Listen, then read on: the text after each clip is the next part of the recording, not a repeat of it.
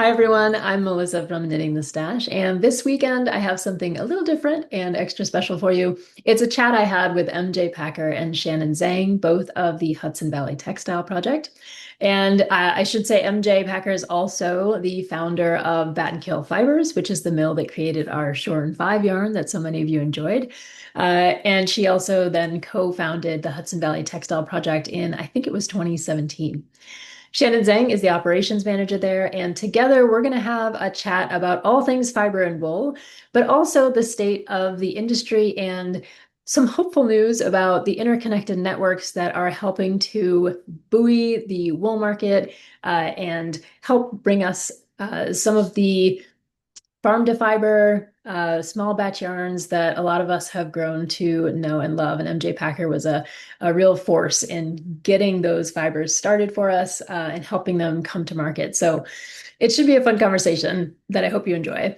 We're also going to talk about the Sweaters for Good project, which was a Hudson Valley Textile Project initiative that started last year, basically trying to get us makers to think a little bit more about the materials that we're using, to ask where they come from, to maybe support our local producers more directly if possible. The goal being that you could then use that information to choose your yarn for your next sweater project. That might be your Rhinebeck sweater or a sweater that you plan to wear to one of the fall festivals.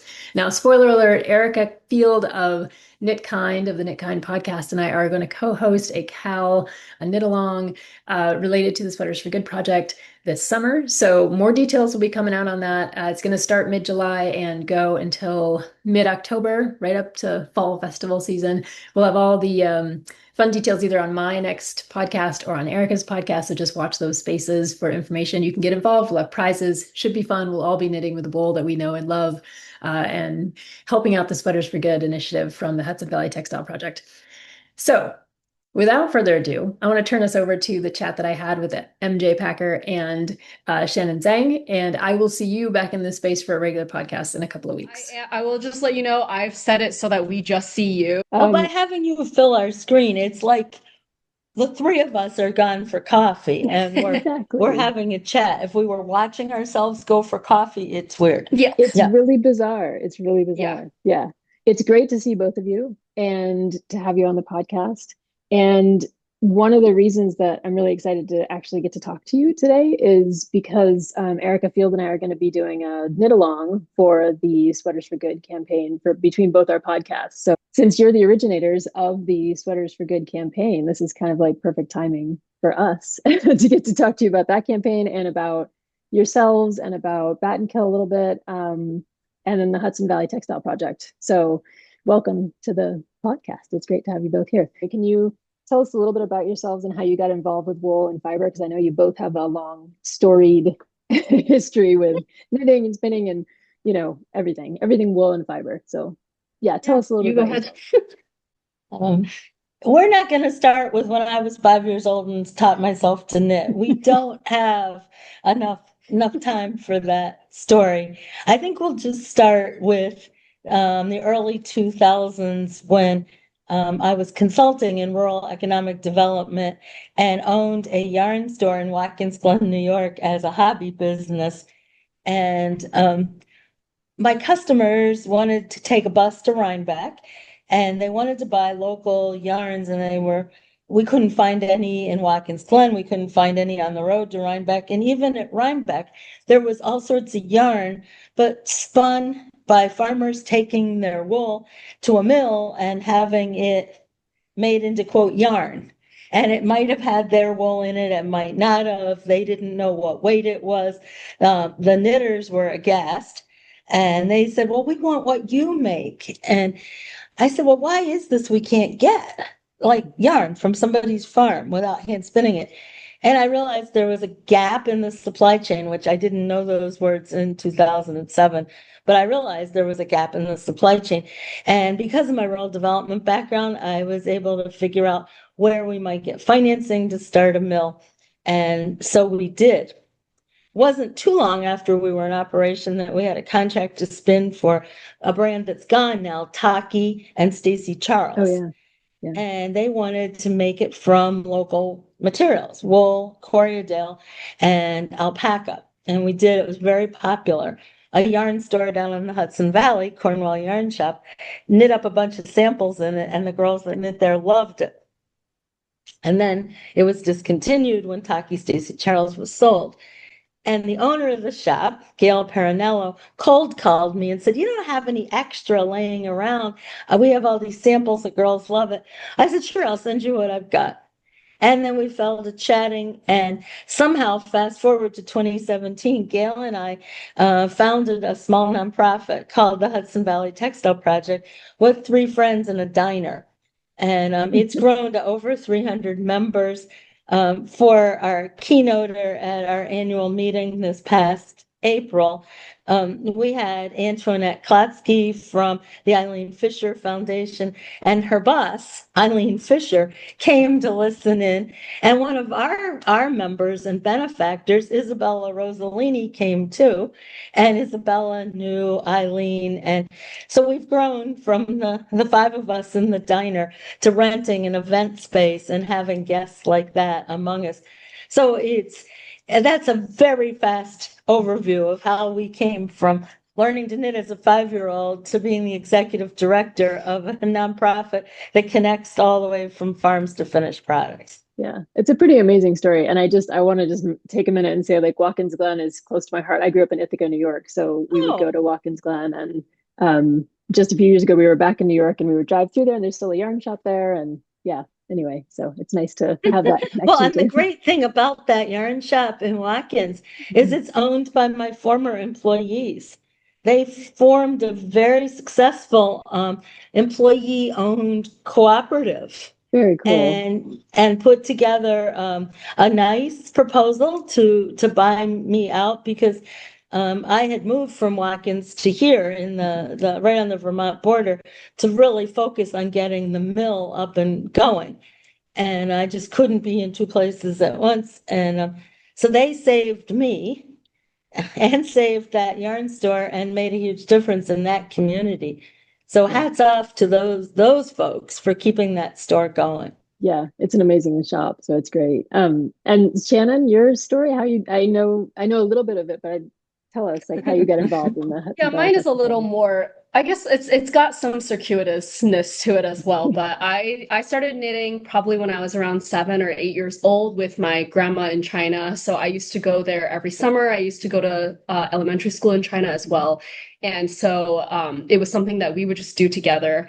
And throughout high school, middle school, high school, college, I continued knitting, but I was pretty much just, doing the same scarf pattern, the same hat pattern over and over again, just for the feeling of knitting. And then it wasn't until the pandemic hit when I finally said, hey, I think I have time to sit down and look at a pattern and actually think about the construction of a garment. So I started with the pretty basic, tube top style bralettes and little tank tops that were kind of popular at the start of the pandemic. And then got really deep into learning about short rows and shaping and, all this, doing the math. I mean, I really think the math of knitting is the thing that really keeps me like really interested in it. And then in the last year, since starting this job, I got really into spinning and weaving as well, which got me really thinking a lot more about the actual qualities of the fiber. In college, I studied architecture, so not at all related to textiles, but I always had this interest in supply chain and figuring out how things are made and how things are built. And then I worked in kitchens for the last 7 years, where I was baking and managing kitchens. And so I found about this job last year, about this time. So I've been here about exactly a year at this point. Oh, happy anniversary. Yeah, thank you. And it all happened because I went to Battenkill Fiber Mill for a open house tour. And I was, bargaining with MJ over a bag of seconds yarn. And I said, I would love to work in the textile industry, but I never really had an interest in fashion. And I always thought that working in textiles meant either you're on the full production end or you're a fashion designer. But I was like, there's got to be something in the middle. And she said, hey, we have a nonprofit that's looking for an operations manager. And that's how I ended up here. Perfect. I love those little accidental moments. They're kind of big part of our community, and they really spark a lot of like different kinds of collaborations and things like that. So it's great to hear. If you had just given me the $24 that I want this game, $24, none of this would happen. I said, what if I take this whole bag? I said, what if I take 17 skeins? Way to go. And she found out I love making a deal. I found out she was an excellent negotiator. I was ready to hire her right there, like just the 17 skein transaction. And I said, it's 17 and a half, actually. I threw in the half. Yeah. That's the math. That's the math. Yeah, that was a good first interaction. Yeah, it sounds like you guys are perfect for each other in terms of the working relationship. So it's clear to me that you're both interested in textiles in multiple different, like you're multi-craftual makers in different ways. You've gotten involved in wool and spinning in a lot of different ways. But one of the things I think people would be interested to hear is why care so much about what happens to wool and the wool industry. I mean, you both, Shannon, you just said you were in baking, and I know MJ, you've been in different kinds of like communicative kind of like marketing roles and things like that. So why the wool industry? Like, what is it about the wool industry that you're so interested in? And why do you care about what happens to it? I think within the Northeast, the more I learn about our wool economy here, the more it makes me realize how much of it is sitting in front of our faces, but is not getting used. Mm-hmm. And I think it's something that as a consumer of wool before, I didn't even realize how little the wool within our region is getting used. So it's something that I didn't even fully know the scale of before I joined on at this organization. But now it's like, it's so obvious to me that it's something everyone should care about if you want to think about the preservation of like these, the pastoral landscapes that we have, and think about the farmers that benefit from getting a value added product from their farm products, and think about even us as creators being able to work with materials where we could feasibly go and visit the mill where things were getting made, and go and visit the farms, instead of just getting a nameless object off the shelves where, it just appears for $20. And you don't really think, it makes you think a lot more about the way you consume when you think about like building up the local industry, rather than just being a mindless purchaser of what's available globally. Yeah. And for me, my thoughts about wool and the wool industry are constantly evolving. I mean, at one point I just wanted to get my hands on some decent yarn that was well made, wasn't superwashed, didn't have a lot of issues. I just wanted yarn from a nice sheep.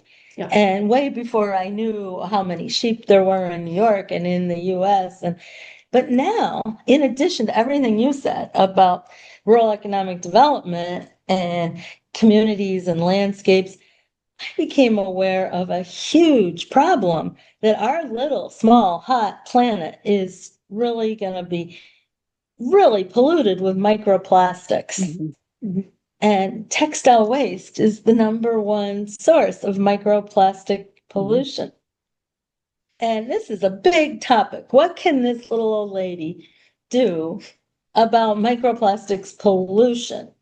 Well, I can find ways to replace materials that are emitting microplastics with natural materials that, even when something does rub off, be it an acoustical tile or insulation or your socks when you wash them, whatever.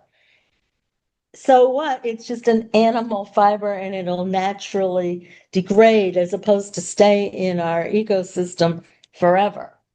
So I guess in recent times, I've kind of become a plastics crusader, for lack of a better term. It seems to me like where we are, wool is the answer. We don't grow cotton here. People are working with linen, working with hemp.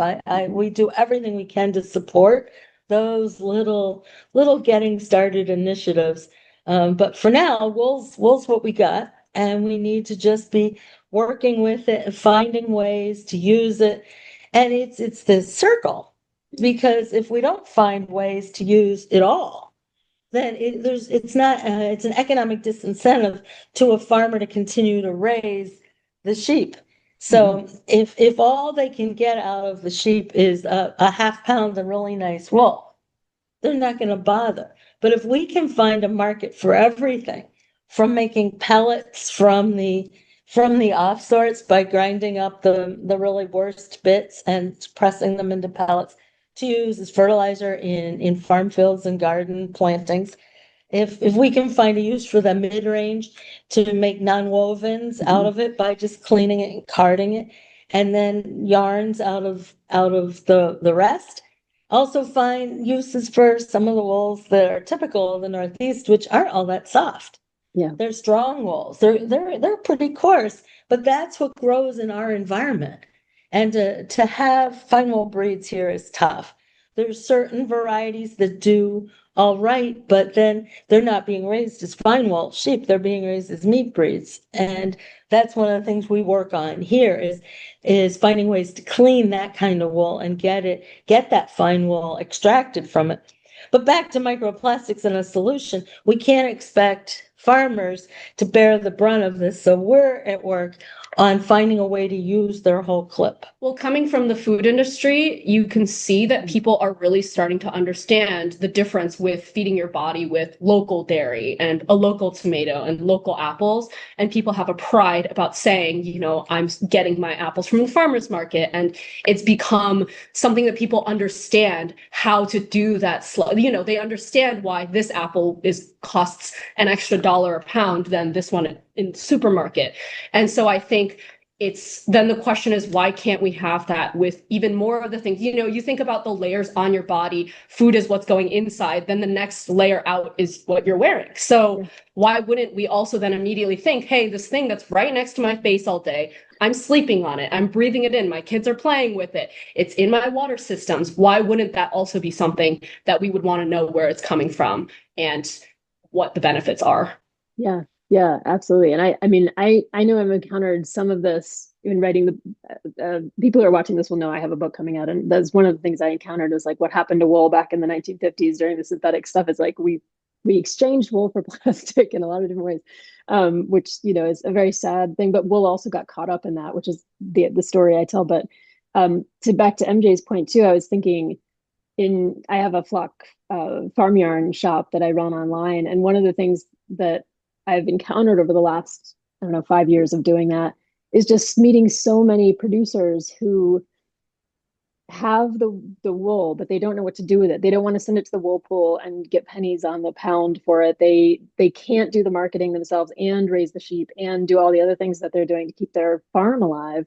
And they need the help. Like they need the people to like other people like to partner with them and in cooperative ways and try to help get the word out about the fleece that they are raising and the sheep that they're raising and the qualities of the materials and to also buy their clip at a reasonable price and help turn it into something that can make money and then bring attention back to their industry. So it's like it is a full circle kind of a thing, and it really is a kind of we have to get out into the communities and help people not only see the value but understand all that goes into the production of this natural material. It's a really important point. So can you tell us a little bit then about what's happening? So we've talked a lot about, or we know a lot more about fiber sheds. Some people do who have been paying attention to what's been going on. What's going on in like the Northeast right now as far as like the fiber shed? What's the current state of the textile industry where you are? Is there promising positive news coming out? What's happening in the Northeast? I asked a couple of questions. First off, Hudson Valley Textile Project is a standalone 501c3 with a broader geographic region and a more broad mission toward all the way to commercial scale operations. So to be clear, we are very friendly with folks in the fiber shed movement, but our organization is not a fiber shed affiliate. Okay. But we're this kind of friendly that for years when they had a waste wool, low quality wool work group. Our group was active in that work group. But now there are some fiber sheds organizations around the Northeast. There's one across the northern tier, like Vermont, New Hampshire, Maine. And then there's a Vermont-wide fiber shed in the New York City area. There is a group that's affiliated with Fiber Shed. In North Jersey, there's Fiber Shed.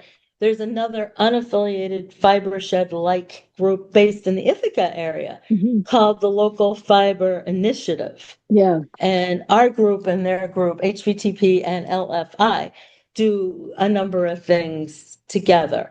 And that's really nice to have another partner working on some of the same things we are. So I feel like there is a lot of interest within the Northeast of understanding where your materials come from and people wanting to access them.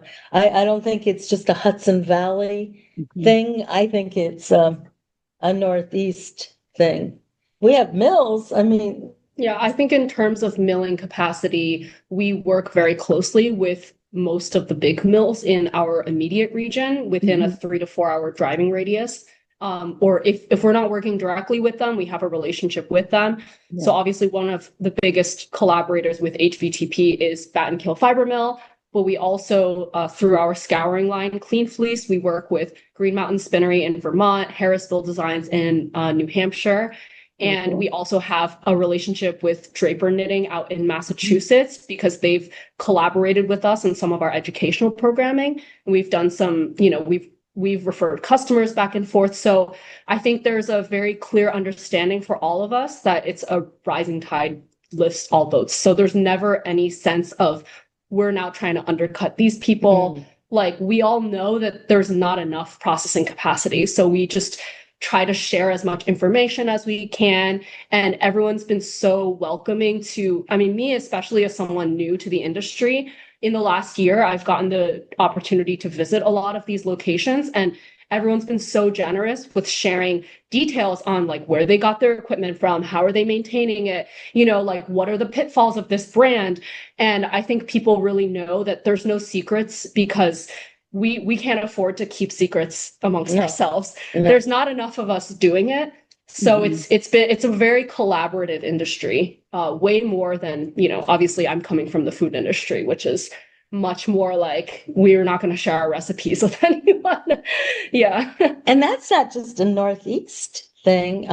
2 or 3 years ago now, I was appointed as the Northeast delegate to the American Wool Council, which is sponsored by the American Sheep Industry. So the national organization representing sheep and wool has within its umbrella the Wool Council. And so there's a dozen of us from all over the country representing many different perspectives. And as a result of a so-called stress test of the sheep and wool industry, it was identified the key role that mid-sized mills, like Battenkill Fibers, mid-sized mills play in the future of a strong and diverse sheep and wool industry. And so this summer in July, we're having a mid-sized mill meetup. It's really hard to say that any faster than I just did. Meadow. Yes, thank you for that. At Mountain Meadow Wool in Buffalo, Wyoming. So the mid-sized mill meetup in Mountain Meadow is oversubscribed. There are so many mid-sized mills, Pacific Northwest, California, the South, the Upper Midwest, New England. It's crazy, but there's very little financial assistance to these mills to attend. It's mainly you cough up the money to go to Sheridan, Wyoming, which is a gateway to Yellowstone in summer. And yet here we all are going there, and not a single resistance to sharing information.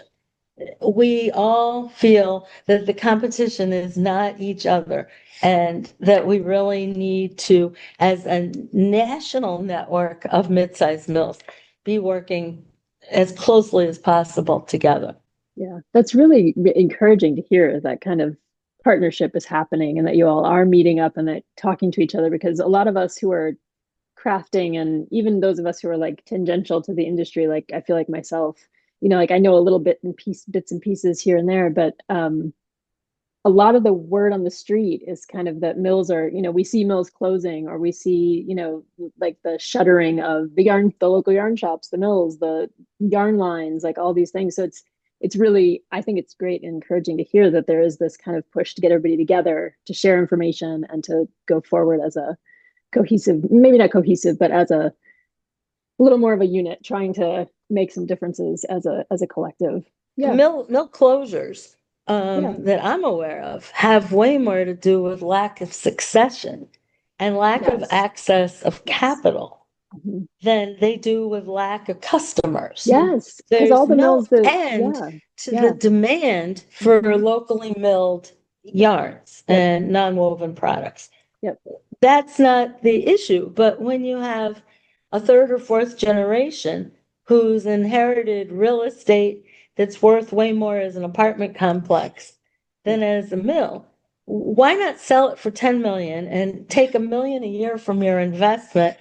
That's the easy way to make $1 million a year. No mill owners ever made $1 million a year profit off of making yarn. It's just not gonna happen. So any area that has high real estate values, or any, like right now, if I wasn't in a space with Battenkill, there's no place in 100 miles of here that I could find to rent 8,000 square feet of manufacturing space. I mean, I could rent 80,000 or 800, but that mid-sized manufacturing Yeah. is really, really tough to come by. So mills going out are not going out because they aren't profitable. Yeah. It's because they don't have a succession plan. Yeah. And if I didn't have two of my employees at the mill, Tim Holt and Angie Bennett, who both were longtime employees, who came to me and said they were interested in becoming my partner with the eye toward someday I could retire and they would carry on. That we'd be the same way. We'd give up our 8,000 square feet. I'd sell the equipment for used equipment and be gone. My kids don't want to have a mill. Yeah. Yeah. And this is the story that I hear a lot from when I was talking to other mill owners and things like, there is the succession is kind of the problem, like who wants to take it over. And I know, I was thinking of the one in Wisconsin right now. Blackberry Ridge. Yeah. And I heard that a cooperative had kind of gotten together to take it over, but I never heard if that was actually happening or not. So Somebody must have, because they just got they're one of the Fibers Fund new cohort grant recipients. Yeah. So that's what And we're all hoping that worked out. I hope that's what I'm going to see. Ann, the owner, Yeah. she's coming to the mid-size mill meetup Good. at Mountain Meadows. Good. Yeah, so I'll That'll know be fun. more then. But my Good. hunch is when I saw the Fibers Fund had awarded them a grant, that there must have been somebody new at Good. the helm. That's great. Yeah. And that's what we want to hear. It's just, it's tricky to find the people. And I remember I've been following Battenkill for many years, and I was glad to see the announcement that you had the new partnership with a couple of your employees who are, potentially going to take it over eventually. So that was great to hear that there was like a plan for the succession of the mill. So it came at a good time to help Hudson Valley Textile Project, because we helped to create a consortium. We brought people that I knew together to form a group called the New York Fashion Innovation Center. And the center received a nearly $9 million grant from the state of New York. Awesome. From our economic development, Empire State Development, the agency is called. Then subawards were made, including almost $2 million to us at the Hudson Valley Textile Project. And that's a lot of admin. Now we have up to 5 years to spend it, but still so it's a good thing we had someone to help out at Battenkill so that I could turn my attention to spending $2 million. Somebody's got to do it. Yeah, that's good. That's good to you. So maybe this is a moment to talk a little bit more specifically about Hudson Valley Textile Project and like give us a kind of like the broad view, like the airplane flyover view. Like what is the mission statement? What kinds of things are you doing in terms of education and other projects? Well, we existed before the Fashion Innovation Center, founded and recognized the nonprofit in 2017. And through a needs assessment of our members, which grew pretty quick from the 5 in the diner to 100, let's say. A needs assessment was loud and clear that the lack of primary processing of just getting wool sorted and scoured was a barrier to people. Long lead times at mills, the bottleneck at mills was if you brought clean wool, it'd be a few months. If you brought greasy wool, it'd be a year. Right. So regardless of who you asked in those early years, the barrier was scouring. So the Hudson Valley Textile Project, this is before the $1.7 million. This is on their own. Worked with the State Manufacturing Extension Center called Fuse Hub to get a couple of grants that enabled us to launch a small scale scouring line and lease a building. Okay. All of that kind of unfolded during COVID, which slowed our roll, slowed the slow boat from New Zealand, made it even slower. But we do run a Kiwi scour that we bought with the funding from Fuse Hub. But our mission has pretty much always stayed the same, which is a supply chain connector. Is at the end of the day, our mission has never been to be a manufacturer. It's been to connect people along the supply chain, and when there's a gap in the supply chain, find a way to address it. Yeah. And right now, the way we're addressing the gap in the supply chain for scoured wool is by being the ones who are scouring it.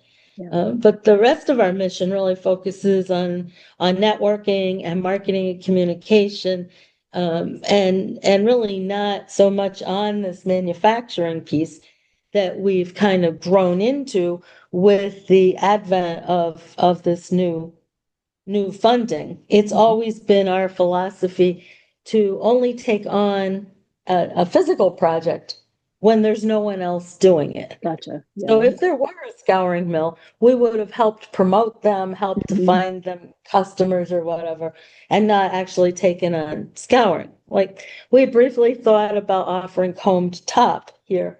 But Battenkill Fibers said, we'd like to be able to do comb top, and they brought a machine online. So there you go. We have a felt maker in our network. We also have a couple other mills. Genesee Valley Woolworks and Nobletown Fiberworks are also our members. And then there's sometimes people say, oh, you ought to offer knitting or weaving. Well, no, we have those services, or even making non-woven things. We have dog bed manufacturers and pillow makers. We have all these people in our network. So that's not our role to be doing those things. Our role is to be providing what others aren't. Yeah. We also run the Northeast Fiber Exchange under the Hudson Valley Textile Project umbrella, and that's our wool aggregation and sorting warehouse, where we buy wool and we host regular wool buying days for farmers.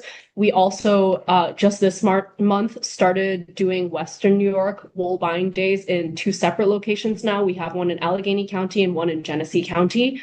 And those are hosted by our farmers that, live in those regions, and they help us aggregate the wool out there.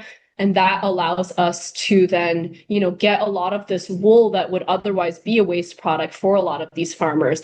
They go through a quick training online through our NEFX seller certification, and that gets them certified to sell wool to us. And then I will then be driving a U-Haul in the next couple of weeks to go out to our hubs in Western New York to pick up this wool. And that allows us to, the farmers now have this new opportunity to drop off the wool. A lot of these farmers used to rely on wool pools that were hosted at different state fairs throughout the summer. But during COVID, a lot of those programs were affected and closed down. And so we're trying to slowly build up a place where the farmers have an outlet for that wool again. Same with, scouring. A lot of places just have very small rudimentary scouring systems or a small washer that can do, a dozen pounds at a time. So, like MJ said, a lot of our mission is finding these areas where there is a big gap. And if there does not exist a facility to do that service, then we will take it upon ourselves to find a solution. That's really cool. It's nice to hear that there's and I think this is something that I know a lot of the producers I was talking to, not just in New York, but since I was working in Illinois for longer than that and around kind of the United States, a lot of the producers just don't. I don't know that they know that there are these resources available to them always. So it's like it's really important to get the word out that there is this connecting kind of network that is able to help and able, at least at the very least, they could use it as a model in their own area if they can't connect directly with you guys through the Hudson Valley Textile Project. So it's great to get the word out. Yeah, part of what we also do is we run skirting trainings and other type of educational programming for both farmers, and it's also we run textile educational programming for youth as well as part of a workforce development initiative. So the idea is to introduce kids starting from, their 4-H programs. We work with CCE, the Cornell Cooperative Extension, and their, offices to find ways to do this type of outreach to youth, introduce them to jobs within the supply chain, and even just getting them some hands-on experience with textile work. Because a lot of youth nowadays, there's kind of a generation gap where maybe their parents aren't knitting or spinning or weaving anymore. So they don't really have someone to directly teach them and give them the supplies to even understand what it means to make your own clothing. And then on the opposite end of doing this farmer outreach is, talking to farmers about what are best practices to make sure that they have the best quality fleeces for the types of sheep that they have. And I've also done programming with MJ and I have both spoken to, for example, the Big Apple Knitters Guild in New York City, talking to even doing outreach to people on the hand knitter and crafting level of what it actually means to buy local yarn. And that ties into the Sweaters for Good initiative as well. Yeah, perfect transition, because that's what I wanted to ask you all now. Just turn over to Sweaters for Good. I feel like word is spreading not just directly from your site, but from between knitters, because I heard about it from Erica Field. And we're introducing it ideally to another, our viewership if they're not aware of it. So can you tell us a little bit about what the Sweaters for Good initiative is, how it got started, like what are your goals for it? Because I think that would be a great frame for our knit along and for the project itself, for people to know about what's going on. Yeah, so Sweaters for Good was originally started by Abby Henderson, who was our education and outreach specialist. And the idea was to have people start asking the question of where their wool is coming from, specifically focused on New York Sheep and Wool Festival in Rhinebeck as a big event to kind of unveil this initiative. Because like MJ said, a lot of people now going into these sheep and wool festivals, going into Rhinebeck every year, they have their big yearly project. They have their Rhinebeck sweater. And as knitters, we know, that's a good at least 5 to 7 skeins of yarn to get a sweater's quantity. But a lot of people are buying yarns that aren't being produced in their local regions, or even they're buying yarn at Rhinebeck that's not being produced local to that Dutchess County region or to New York or even to the Northeast. And, it's just not, it hasn't been a conversation that people have been having. So it was even more so just an idea of saying, hey, this is a question you are actually allowed to ask your seller, is where did the wool come from? Where did it get milled? Where did it get dyed? And, just understanding that supply chain is something that as even consumers, we have control over. Because if you've put into your mind that you'll be spending $100, $200 on yarn, why not spend it on the local economy that you're supporting? And we do get questions often of what does local mean? And for me, it's not even just saying like, oh, if you're going to knit a Rhinebeck sweater, it has to be like from Dutchess County, New York, right? Yeah. To me, it's local to wherever you are. if you live in the Pacific Northwest, there are certainly sheep farmers and mills making yarn out there. I even have spoken to mini mill owners in Hawaii, where, yeah, if you live in Hawaii, your local yarn should be your Hawaiian made yarn, not whatever's coming from New York, right? But it's also the idea of, if you're traveling, like, buy that local yarn and put your money into, don't just go somewhere and buy the same yarn that you could have bought in 5 states over. It's like, you want to be supporting those local economies. Again, it's something that people understand now with food, where you understand, like, eating seasonally and eating locally, and knowing that different regions produce different things and have different specialties. I grew up in New Jersey, and Jersey blueberries were such a big thing where I grew up, and I wouldn't necessarily go out of my way anywhere else to be eating that style of blueberry. But, so I think the initiative that started last year was really just we really wanted people to pledge to ask that question and to spend that time thinking about what they're using for their knitting products. That's really the key. Yeah. Thinking about what they're using. Yeah. It's not so much that we want to prescribe where they should be buying their yarn. We want people to be thinking about the impacts of their yarn buying decisions. Of note, one of my 2 Rhinebeck sweaters is going to be made out of Gotland yarn from the sheep who live on the island of Gotland, who I went to meet, spun at the mill on the island of Gotland, where I went and took a tour. So again, that's going to be one of my Rhinebeck sweaters. A mill owner from New York with a straight face says, "Oh, my Rhinebeck sweater is made with Gotland." And that, I feel, is exactly as it should be. Yeah. I helped that local economy. Absolutely. Yeah. And found something stunningly different, authentic, every scratchy bit of it. And it softens with wear, and wears like iron. Yeah, I think getting people to even learn more about what are the different breeds of sheep, that's a question that you can only ask if you know where the wool is coming from. And 100% wool does not always mean the same thing. It's like, I got introduced to wool as just some homogenous wool blend that I have no idea what the first type of wool was that I, worked with. And I'm sure for the majority of people, the only breed of sheep that they've heard of is probably merino, which, we don't have a lot of in the Northeast. So if you live in our freezing cold climate with our hot, humid summers, you should think about what are the sheep that do well in this climate. And that should be the type of wool that you're looking for. The amount of moisture we have going on here would do a merino in. They would never dry off in between rainstorms. Halfway between the skin and the surface would be wet constantly. Merino just could not survive here. And on the other hand, I'd love to see a Romney standing in the Utah desert saying, "Wait, I need some water here. Where's the water?" It's just not going to work either way. I love the way you both express that. Is like, it's less about, buying the, perfect wool from the Northeast, and much more about asking the question about, like, where does your wool come from? And it's something that I know I've always been an advocate for. And when I started knitting and found out all the things you just described, like, oh, there are different breeds of sheep, oh, there are different regions, oh, there do, all that.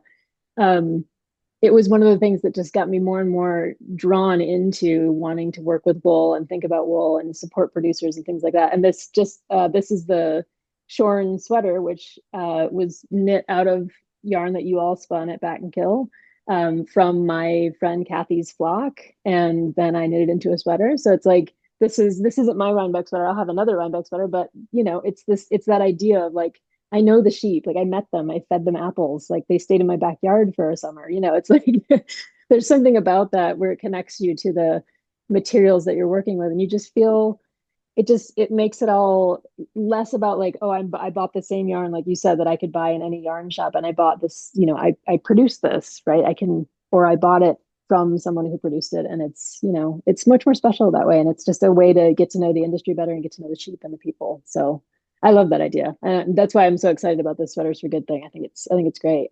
Um, so we heard about MJ's Rhinebeck sweater. Shannon, are you knitting a Rhinebeck sweater for good this year?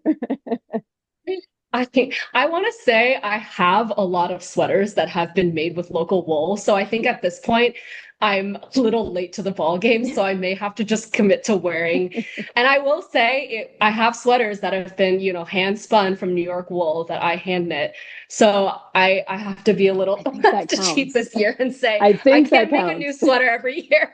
I think that Well, I'm totally making a counts. second sweater too. I'm a glutton for punishment. I mentioned Gail Paranello at Cornwall Yarn Shop, the co-founder of the Hudson Valley Textile Project, and in my Battenkill Fibers booth at Rhinebeck, Gail also shows some of the yarns that we have spun for her over the years.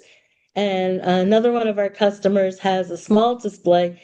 It's called the Woolly Thistle. Oh yeah, We love them. spin their sock yarn Yeah. Rambler, and they show just the Rambler in our booth as well. But anyhow, we made a nice Corriedale sport weight for Gail a few years ago called Palisades, and it was really well thought through by Gail. It was white, light gray, and medium gray. We made it in three colors. And then we took 30 of white, 30 of light gray, and 30 of dark gray, made it a bundle of 90 and sent it to the dye house. And so when the red came back, it was bright red, medium red, rich red. Perfect. And I gotta say, you shouldn't have a favorite yarn or a favorite color, but when that rich red came back, it really resonated with me. And then we saw a pattern in Farm and Fiber Knits by Nora Gunn. And I don't know if Gail called me or I called her, but in the same breath, we both said, I think I found my Rhinebeck sweater. There you go. And that pattern actually called for a different sport weight yarn that we spin at Battenkill Fibers. But that was kind of coincidental. I said, "Oh, I love this. What is the yarn?" And I said, "Oh, I make that yarn." It's a full circle. My issue is I got into spinning in the fall because I was knitting through my yarn stash too quickly. And then it turns out it takes a lot longer to spin a sweater's quantity of yarn than it does to knit a sweater for me. Yep. It got to the point where I was knitting, I think I knit a vest in like a week. And that's when I said, okay, I think I need to start spinning to slow myself down in my fiber consumption. And then now spinning has really taken up a lot of my life. So it just means that this is going to be a very long, delayed gratification Rhinebeck sweater for me. Yeah, that's great. I love that. And I've always thought, once I started spinning too, I was like, oh, wait, I can take the fiber and I can spin it, and that's a whole project. And then I could knit with it. That's a whole project. So it just like elongates the whole, enjoying the wool. So it makes sense. And I've gone in a different direction with some of my courses, because even as tough as I like to pretend I am, some of these Northeast sheep are really strong. They're really coarse. And I discovered that punch needle works perfectly with a breed called Cheviot. And we can spin up a 3-ply Cheviot, like a heavy worsted light iron, and use the quote fine needles from Oxford Fines. And it's amazing. It takes the dye beautifully. If you don't like what you just punched, pull it out and punch again, and the yarn still is holding up. So I have really, really gone down the punch needle rabbit hole, to the point where on my 2026 to-do list, I'm going to become an Oxford certified punch needle instructor. That's so cool. And I am teaching punch needle at Rhinebeck. That's awesome. Yes, my proposal to teach was accepted. I don't think you can register yet, but people who are listening, if you're punch needle curious, now's your chance. I can talk you through it, and you'll be helping a whole lot of really rugged sheep stay out of the meat market and stay in the pasture. Because if we can find a use for all the Cheviot kicking around, it was a natural material for rugs and carpeting traditionally. Yep. But as rugs and carpets became made with synthetic fibers, the poor Cheviot was running out of friends. And so we're their new friend. That's exciting. I would encourage anyone to sign up for that workshop. That sounds like a great workshop. I feel like I started doing needle felting too. It's like you run the gamut of like, how else can I use wool? Like there are so many fun ways to use it. So, and I've always been punch needle curious. So now I'm like, ooh, that would be an awesome course.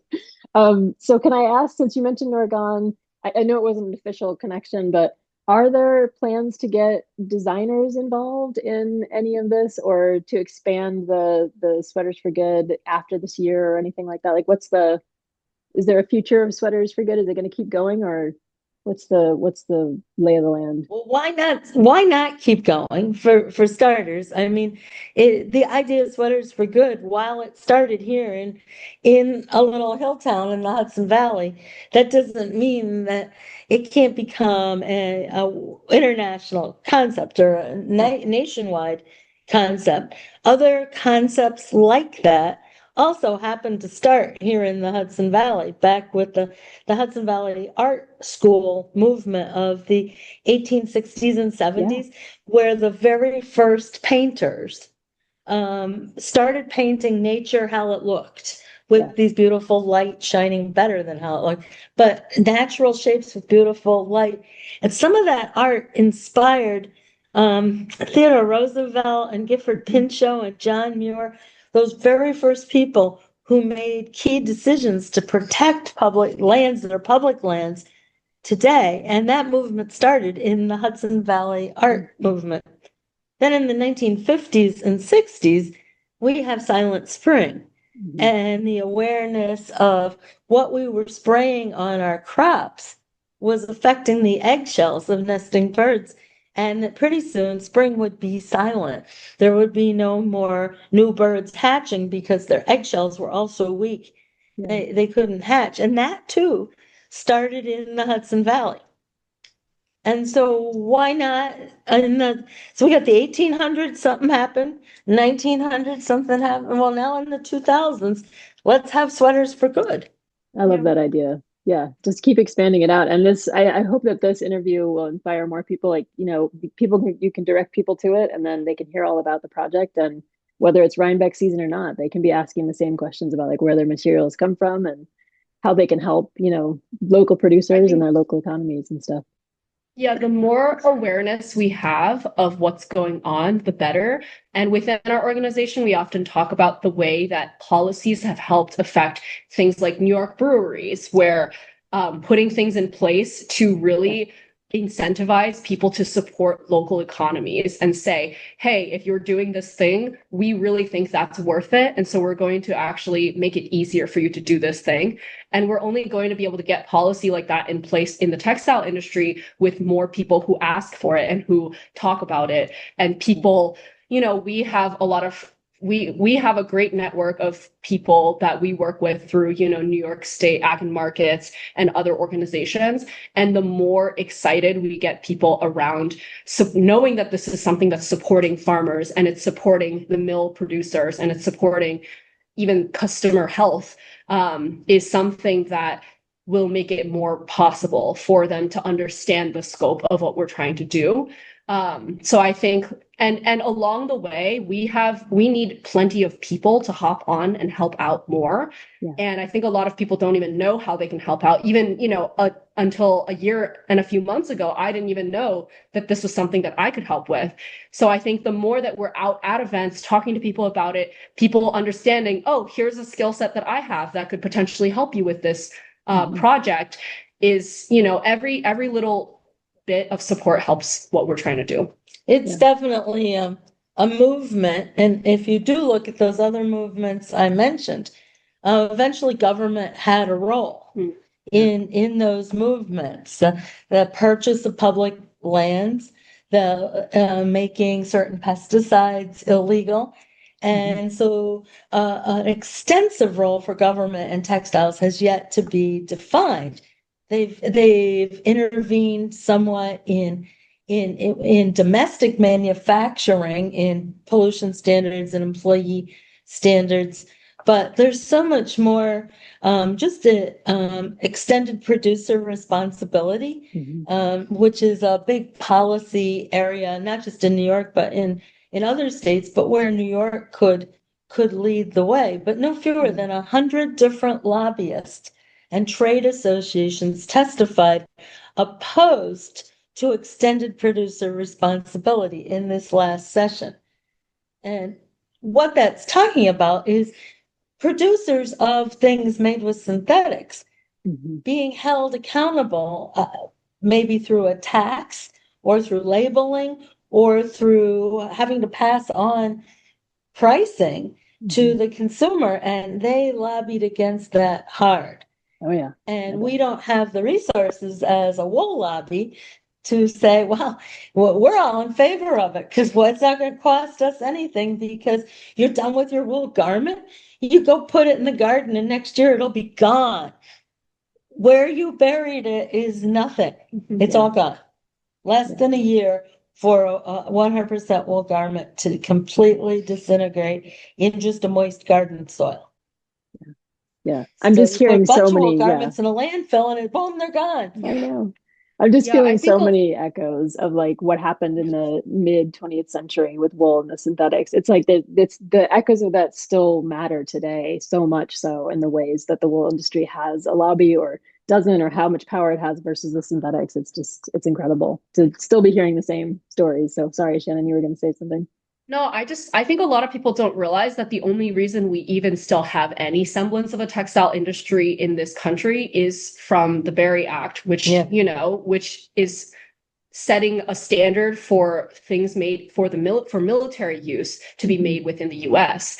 But of course, when it's being used for the military, a lot of those garments need to be very heavy wear and, easy to scale up and very consistent and easy to dye, all of these qualities.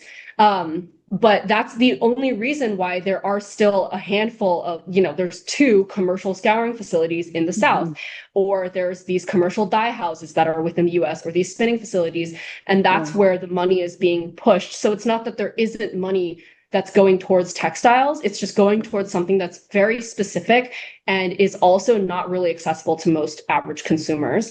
And also it's at a scale that is not really scaled regionally. So it's very much like serving this larger, like MJ said, you can find 800 square foot warehouse space or 80,000 square foot warehouse space. So that's kind of where we're at, is there's 2 ends of textile production.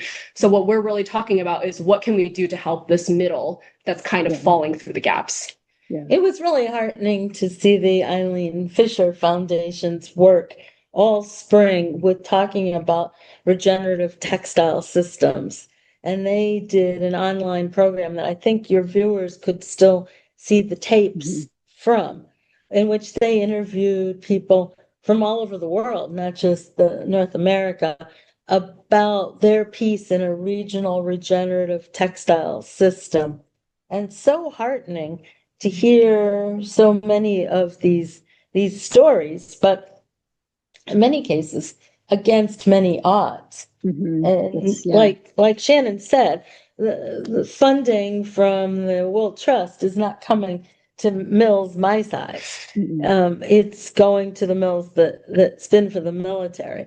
The closest thing we've gotten to a military advantage is in Schenectady. There's a knitting mill that focuses on the fingerless gloves that our service members wear for safety and comfort. And they're just a utilitarian wool knit fingerless glove with a zigzag wrist. Well, if you just ask them to knit the wrist twice as long and turn it under and sew it down, it has a pretty nice finished look. And instead of making it with green wool, if you make it with a nice natural fiber, they're a pretty good looking fingerless glove. And we've sold probably 5,000 pairs of them in the last 10 years at Battenkill Fibers. And my big problem with that as a product line is they wear like iron.